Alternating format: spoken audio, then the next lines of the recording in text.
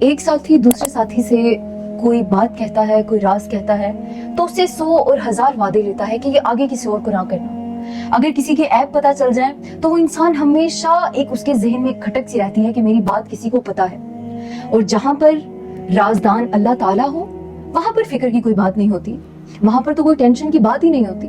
اللہ تو وہ ہے جو عیبوں پر پردہ ڈالنے والا ہے. اللہ تعالیٰ نے کہا جو انسان دنیا میں کسی کے عیب پر پردہ ڈالے گا میں رب العالمین قیامت کے دن اس کے عیبوں پر پردہ ڈالوں گا. اور آج ہم کیا کرتے ہیں, بیٹھے بٹھائے اگر کسی کی کوئی غلطی پتہ چل جائے, کسی کے ادھر کوئی عیب نظر آ جائے تو یقین جانے ہم منٹ نہیں لگاتے اس بات کو افشاں کرنے میں.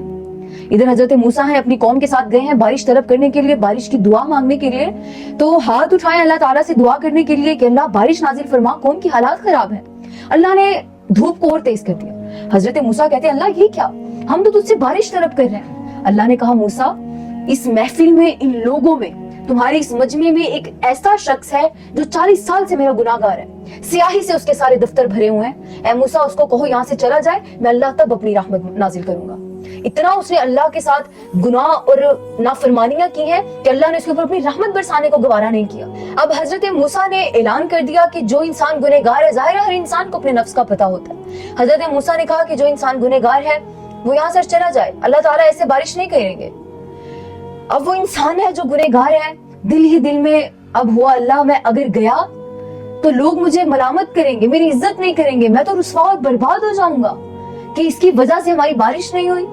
اللہ تو مجھے بچا لے. یقین کریں اس نے اللہ سے اپنا کانٹیکٹ ملانا شروع کر دیا. اللہ سے کانٹیکٹ ملانے کی دیر تھی, ابھی اس کے الفاظ پورے نہیں ہوئے کہ اللہ نے آسمان سے بارش کو نازل کر دیا.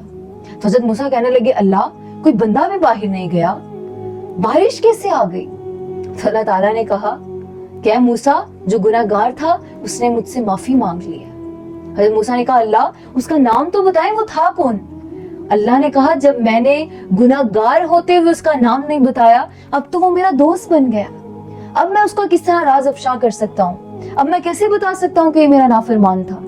واللہ بے شک اللہ تعالیٰ سب سے اچھا ولی اور دوست ہے.